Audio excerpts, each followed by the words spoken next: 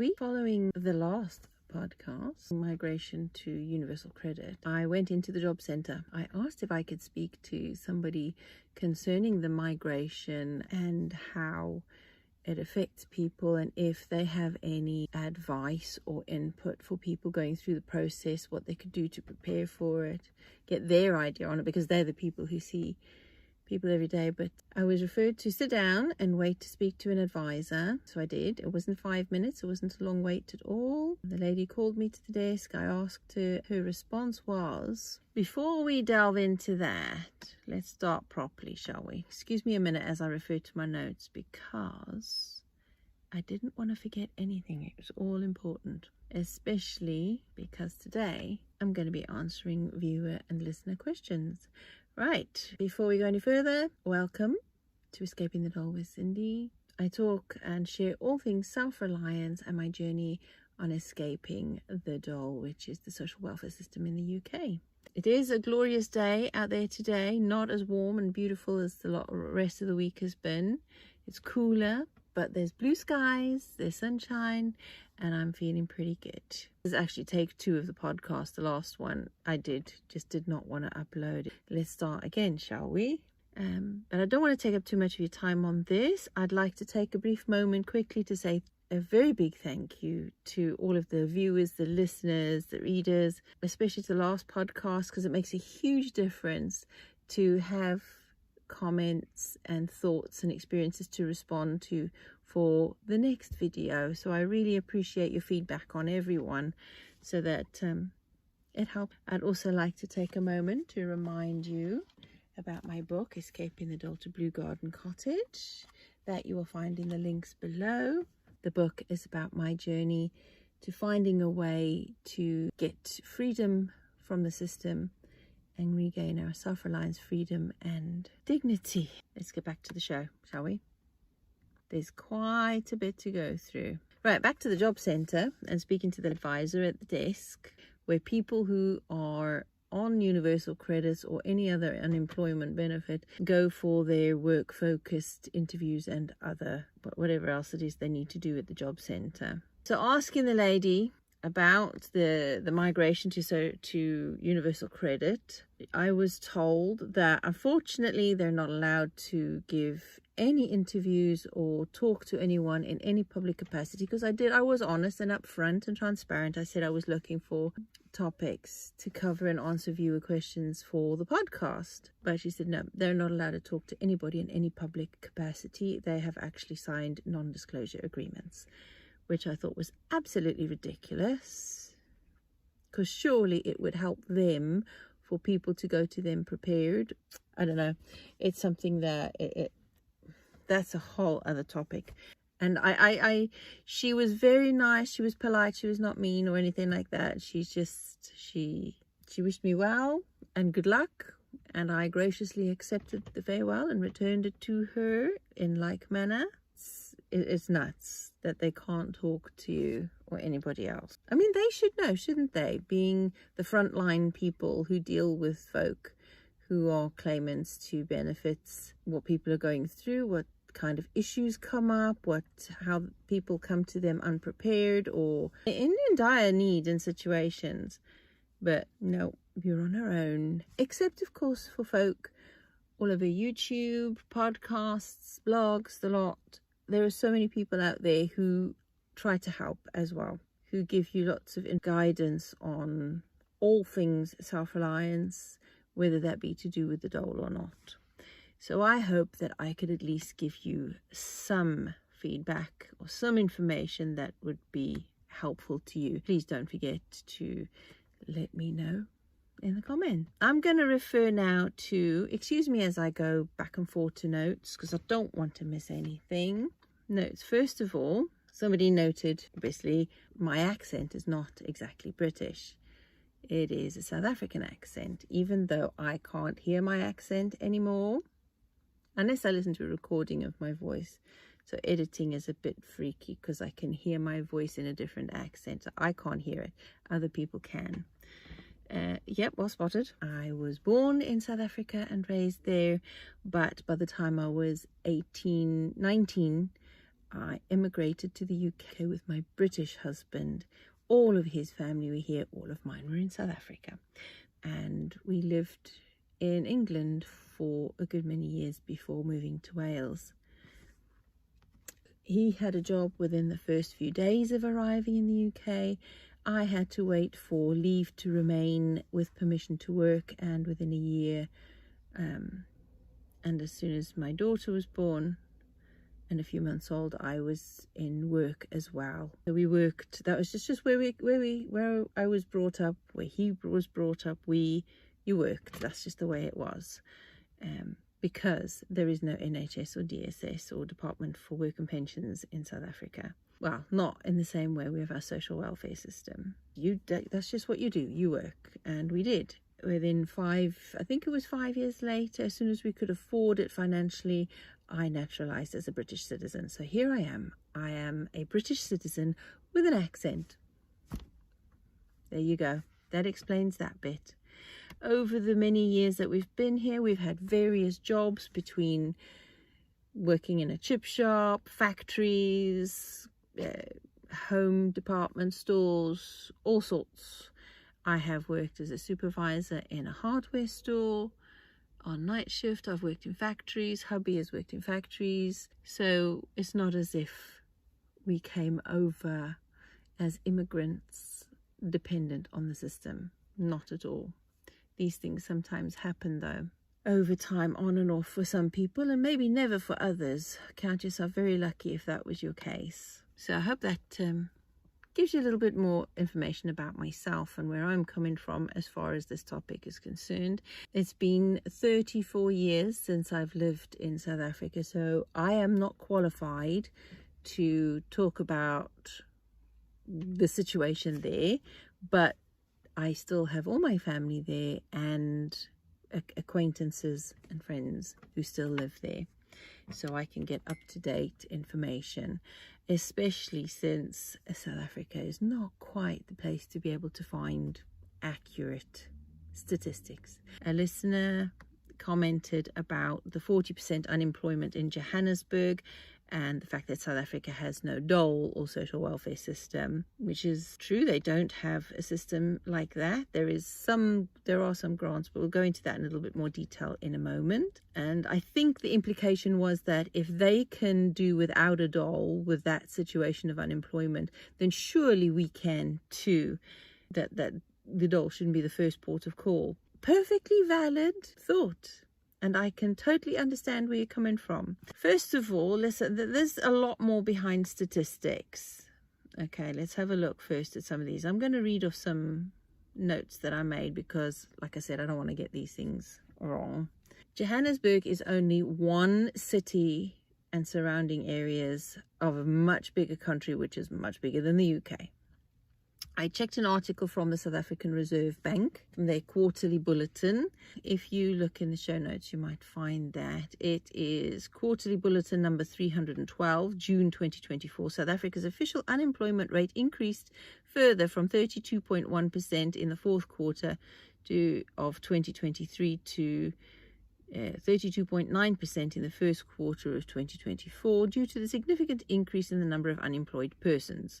Official statistics is hugely inaccurate because of the amount of corruption in the country and a lot of manipulated figures. And they ignore a whole bunch of things. They don't take all of the details into consideration. Before we go comparing one country to another, it's important to have a look at further instances and situations in a place so that we can get a better picture before we make comparisons. As far as South Africa goes, there are statistics for youth unemployment, and youth means 15 years to 24 years. In the UK, it's 16 years and over, which I think is crazy, 15 years old, expecting a 15-year-old to be in full-time work. But then I was that age and working as well. It's just something we did.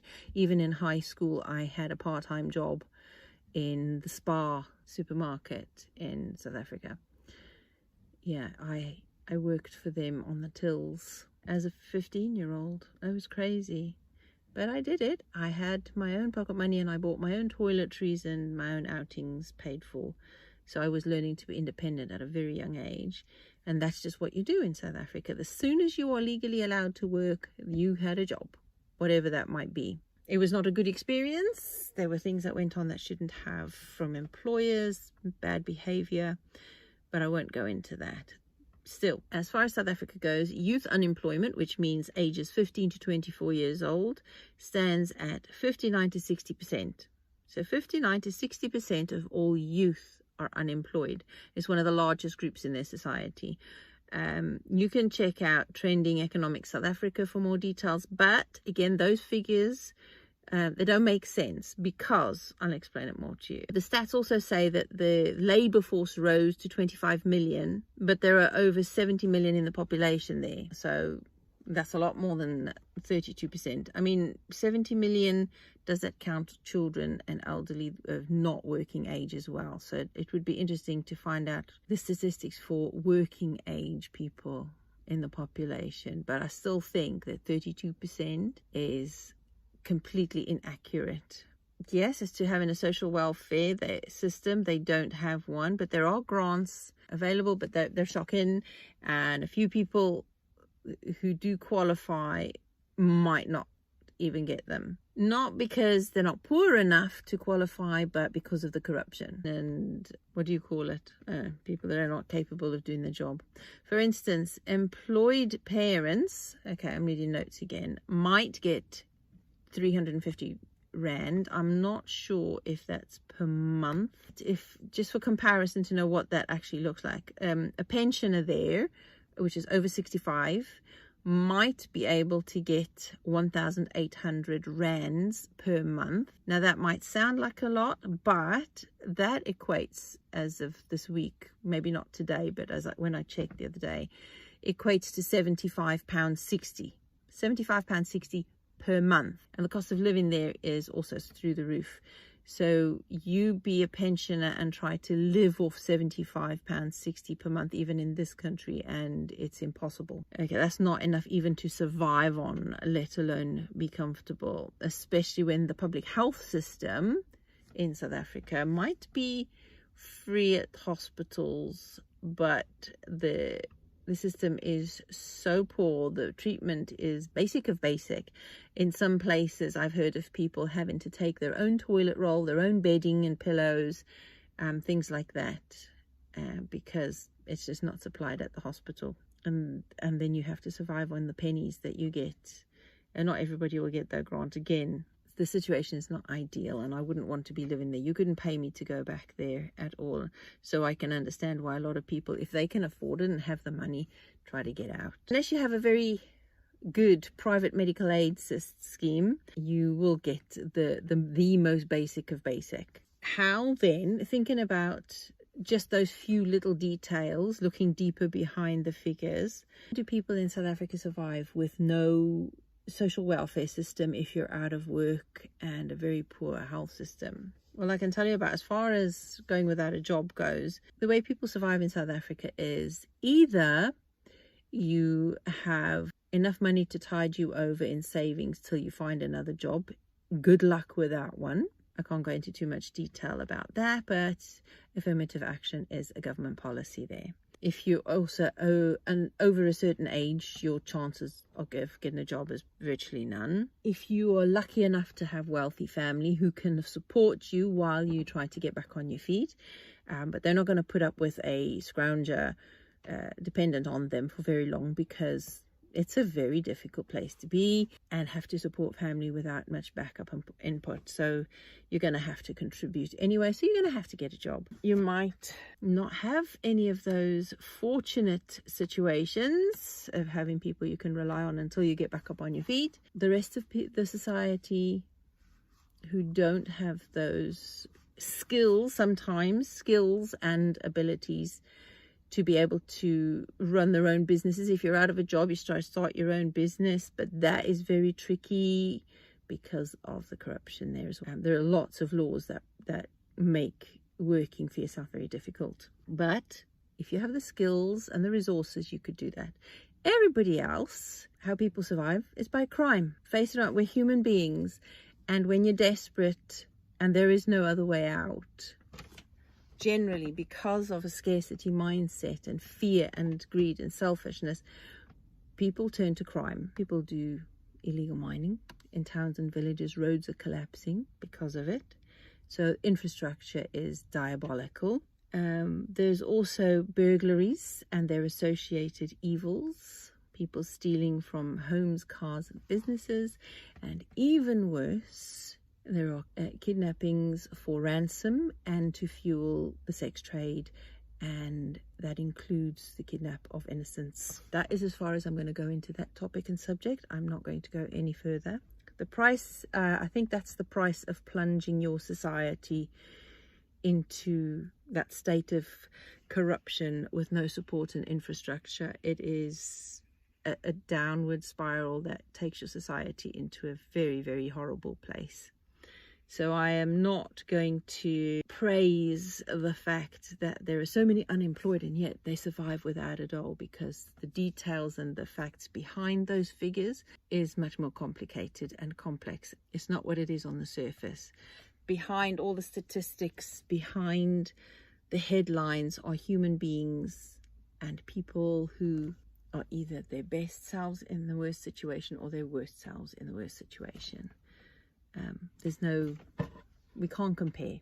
We're in a completely different situation, a completely different culture. It's not quite the same, even though we have our issues here in the UK. I just wanted to give some context to why it's not so reliable to take statistics from other places without looking at the deeper sides of things. And it's exactly the same here, actually. We have in the UK, I've mentioned this, I think, in the last podcast and in my book and in many other blogs and videos, the societal stereotype of typing of people who rely on the social welfare system. It has always been that way. The narrative has always been that people who are on the Dole are lazy, they're scroungers, they milk the system, they don't want to work, and so on and so on. And every single time, going back to the migration issue with universal credit and other benefits being done away with, every time there's a social welfare reform, I don't know if it's timed that way deliberately or not. I'm not going to go into my conspiracy theories, but every single time we go through a social welfare reform, and they do come periodically, there are the usual TV programs and all sorts coming out to do with labeling of people, like the Rab C. Nesbitt comedy, which is a caricature of the situation of people who don't work and live on the Dole. And then you have the old Bread program, the TV program, that was also a sitcom series. And then we had the reality TV Benefit Street type programs. They all come out. As soon as there's a reform coming on, they all come out. And you will never see in those programs the people who have to, out of necessity, be living on the Dole or receiving some kind of benefits. You will never see the people in those programs who don't smoke, who don't drink alcohol, who don't live it up going out. They don't go ever on holidays. They don't have expensive cars. They don't have that kind of lifestyle as well. Another comment that was made was about the amount of job vacancies not filled in the UK. I'd also like to put another perspective on that. Coming from experience in the past, long before universal credit actually came in, but since then, other people being on this journey as well, and having to log in to their accounts every day to find work online. A lot of the jobs listed in those statistics and online don't actually exist. Either they've been filled or taken down, but the listings have not been changed.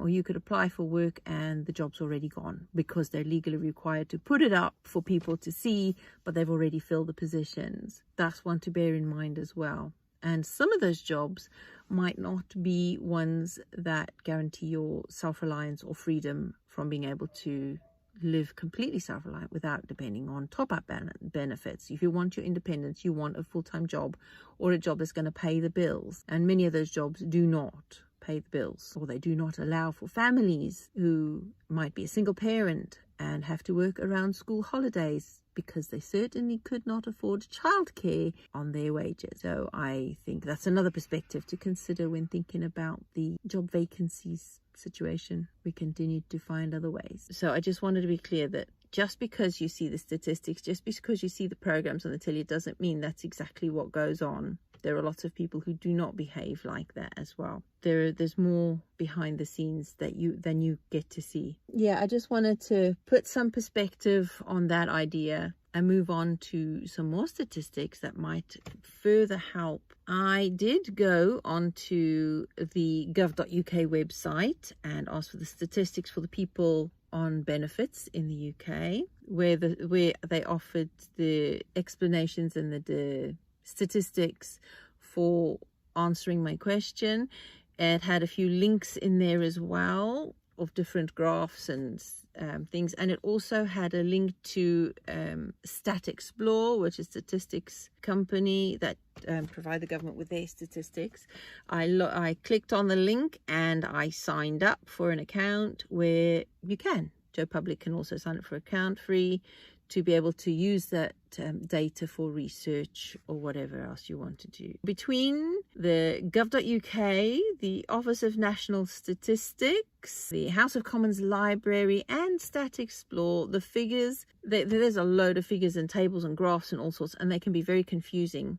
But there are more than 10 different types of benefits. If you go on to the gov.uk website and type in how many people are on benefits in the UK 2024, then it'll start giving you all the information, and you'll come up with a graph that tells you what the proportions of the benefits are. The biggest benefit that people claim as far as numbers of people is universal credit, all the way down to the bottom. And you will be surprised that the fewest people claiming two of the benefits are job seekers and income support, are the smallest numbers of people claiming those. And then it goes all the way up to the universal credit. In between are all the pension credits, the tax credits, the housing benefits, the disability living allowance, which is the disability payments for people who are over a certain age, an elderly disabled person, or under 16, who are children of disability, so they get DLA, disability living allowance, and then all of the other disabled people have to apply for and qualify for personal independence payments, which is PIP. But there are some benefits. The numbers are confusing as well on those, because there are people on universal credits who also get, as part of the universal credits housing benefit, they might get personal independence payments, they might get employment support allowance type supplements. Those are being done away with anyway, but those numbers cover over where there is one household that receive awards from maybe 2 or 3 of the benefits listed. So the numbers might be this, it's deceiving. How can I explain it? Say you get employment support allowance, housing benefit, and personal independence payments. It's one household, but there's 3 different benefits, but they have separate numbers for all of those that don't reflect that those numbers involve maybe one household having 2 or 3 or maybe even 1 of the benefits.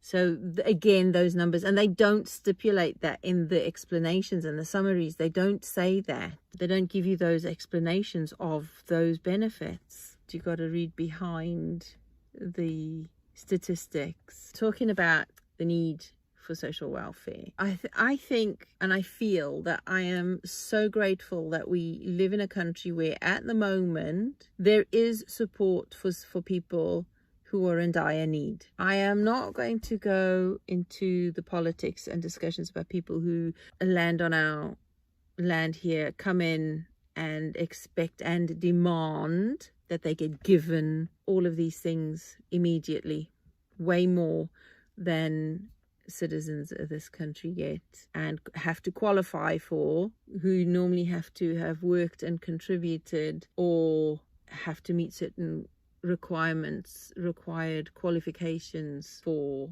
being able to receive some of those not just given on demand. But that's all I'm saying about that. I'm not going into any more detail than that. That's not what this is about. This is about being grateful that for the time being, we do have a system where if you are in dire need, you could get the help. It's not always because they try to make it as unattractive a prospect as possible, make it as difficult as possible, because it is. I can understand. When I first saw those figures, when I first saw the table of how many benefits there are and how many claimants there are, my heart just went, oh my days. That was shocking. Oh my days. It was very frightening. I can totally understand. I can see how the authorities, the government, might look at those figures and go, we can't do this. This cannot go on. This is an expense. There's no money well, again, there are politics there as well. I believe that statistics are there for the purpose of polls, for votes, for, for manipulating public views. And so I don't trust statistics, but I understand the necessity of it when it comes to budgeting. After all, when I do my budget at home, I check what we've got, what we need, what I've spoken to you about how I budget before, and I check if there are anything unnecessary I can get rid of. That's an expense that's not necessary when things are tight, so that I could build up reserves again. So I totally understand the basics of a budget and the principles, the logical principles of spending less than you get in so that you could always be in a positive financial situation. I understand that. And I understand how scary these figures can look. But at the same time, there is the behind the scenes things. Just as much as the labels placed on people on the Dole are undeserved on the whole, there is also the behind the scenes expenses and spending in places higher up that really should not be there, don't need to be there. And if they were to curb those spendings and expenses, then we would not have many of the situations financially we have in the UK, or any government anywhere in the world. Yeah, they don't have money for the most essential basics for the society, but they have for things that do not build society. In fact, they break society. Priorities are a bit screwed up, and Joe Public is manipulated again to turn a blind eye to the negative and hyper focus on the vilifying of those in society who don't always deserve the label. I know there are those who feed the stereotype and confirm the labels, but again, as it's easier for us to blanket label everybody. While I went down the rabbit hole of checking out all the statistics and the policies and plans for how they're going to be dealing with personal independence payments and migrating to universal credit, talking about disabled people, there was also one very inspirational listener who commented, and I'm so grateful that she did, because she reminds us that there are many disabled people who do not claim benefits, who continue to work even though they're disabled, even though their work results in very, very poor wages, but they choose to keep their independence and self-reliance and their freedom, and they are fortunate enough to be able to do that. Some people are fortunate enough to have the skills to be self-employed or stay in work even though they're disabled. There are lots of different types of disability. They're not all the same. It's not reasonable to expect somebody who has the skills and ability to do that with somebody who is profoundly disabled, or who has no mental capacity to be able to do that, who has no ability to work on technology or online or work with people. I don't think it's right to class every disabled person in the same category and that every disabled person can work. I'm sure that there is some things that people can do, and it's important for us all to do whatever situation we're in, to do as much as we possibly can for our own self-reliance. and our own well-being, our own financial well-being as well. But then there are very many people who don't have the support to be able to figure out what it is that they can do, because there's nobody out there to say what jobs there are suited for conditions. We've had in the past, we've had companies like Remploy. That was awful.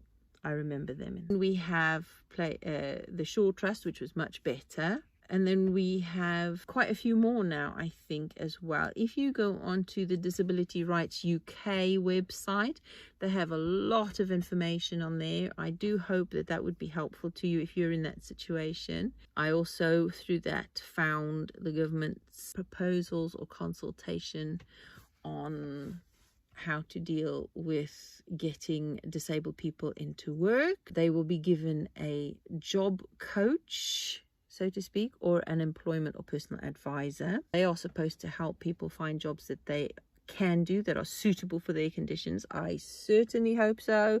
I would love to be optimistic on that, but history and experience just puts a dampener on that one for me. I'm sorry.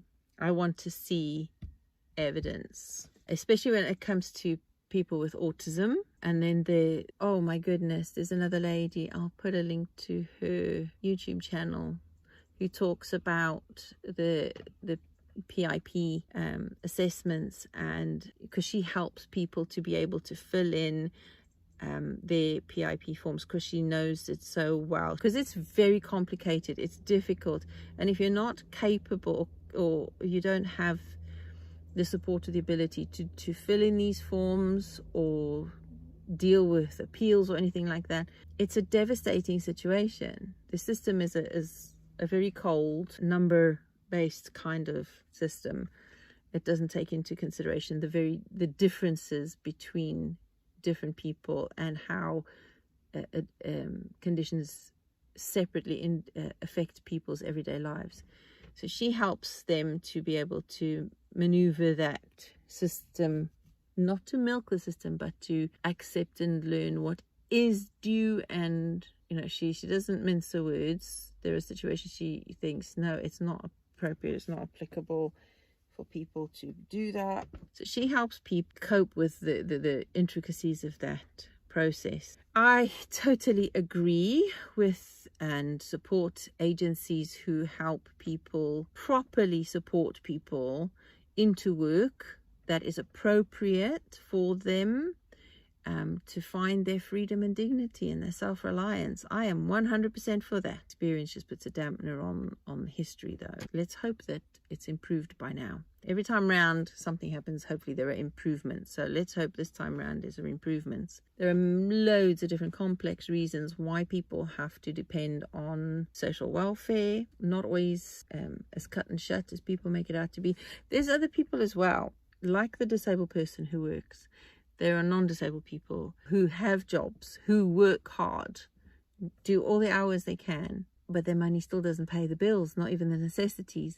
And they have to ask for or apply for top-up benefits, like housing benefit, like income support, which would that be universal credit. Anybody who needs support now automatically first things first go onto universal credit, none of the others. You will get that, you will have to apply for that first. Not all benefits are for people who don't work. There are people who do work. That's another thing that doesn't always show in the summary of the benefits numbers and statistics, that some people are working and they still have to rely on benefits. So just remember that as well when we are labeling and classing and tearing down people partially or completely without knowing the full details of the individual people's lives. Psychology plays a big role, and I think for very many people, I think I am fortunate to be able to have access to the internet, to have access to skills, some of my upbringing, and having come from a background where you work, you do to get all you can for your education, and you work even if your family situation or your finances don't stretch to universities or college. You get the best education you can with what you've got, and you work on that, and you get as good a job as you possibly can, and you frame your character in such a way that you are employable. That is the way we're brought up. Yes, a lot of people here might not have that benefit. A lot of people there didn't have that benefit. Otherwise, they wouldn't have the situation they're in now. They haven't been given those tools in their life experience. So a lot of people don't know that they have other options. Some people have been limited not by those situations, but because of society labeling them. Because you see a youth in a hoodie and jogging bottoms on a bicycle, you presume that they're one of those drug dealers that you see riding around dealing drugs on their bicycles in their hoodies and covered faces. And you presume that that's what they are because they're a youth, when in fact that youth might be doing all he possibly can to gain a very good education, but he's trying not to draw too much attention to himself in a society culture of the generation where you might be a target if you look different. But because they look the same, we label them the same. That's the danger with labels. That's the danger with typecasting people.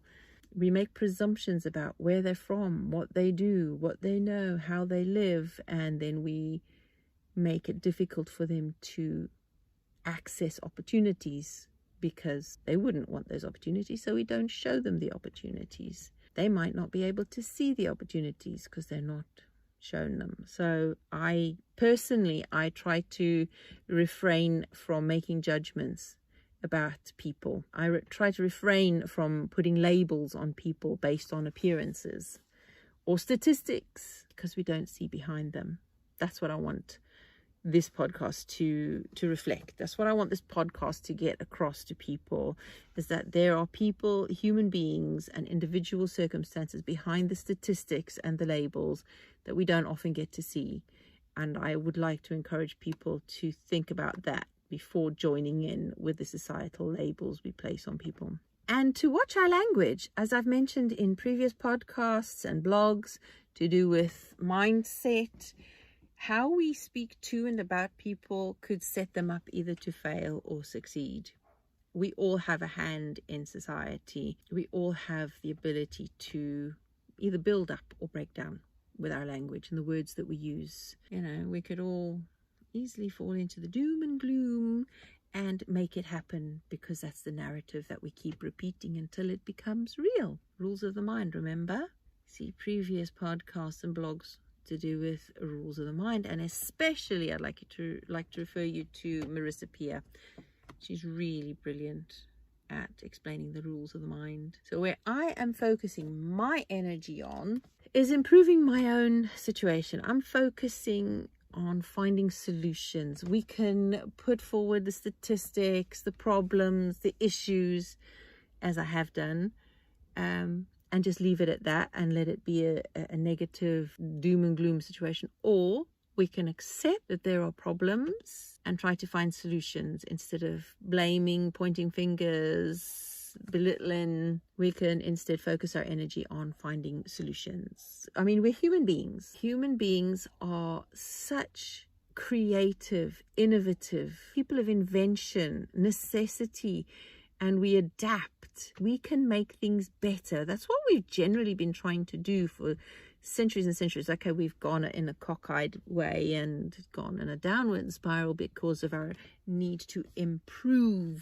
things, because we had a skewed idea of what improvement means. But that doesn't mean it's all bad. We can work together. We can come up with positive solutions for ourselves and make better contributions to society so that we don't perpetuate the situation we're in, and we don't have to go for the political ideal of what needs to be done. I am only one person, and all I can do is what I can do. As I said, I focus on myself, my own character. I focus on my home, my family, and then outwardly into the community, and be careful of the way that I speak and treat people. As you know, I'm on a journey myself to improve our financial situation, our freedom, our independence, our self-reliance, self-sufficiency, if you like, sufficient for our needs, and more to save for the future. There's another topic on that altogether. I think we've waffled on enough today. I hope that I have responded appropriately and satisfactorily to some thought from listeners and viewers and readers, and that you leave this podcast feeling or thinking that it's important to look beyond the numbers and the propaganda and all of the stuff that we're fed. We're like mushrooms kept in the dark and fed on muck. but we don't have to be. We could be informed. We can take these things into our own hands and start at zone 1, which is a permaculture term for self and where you are. You have a brilliant week, or a couple of weeks until the next podcast. I do blogs in between and videos on YouTube. I will, as soon as I can, get onto some useful videos. Until then, folks, head over to all of those links in the description and show notes. I'd be grateful for that. Any more questions? If you have any thoughts, suggestions, ideas to share, if you have any experiences or challenges that you're facing right now, I'd love to hear from you. Take care, folks. Bye-bye.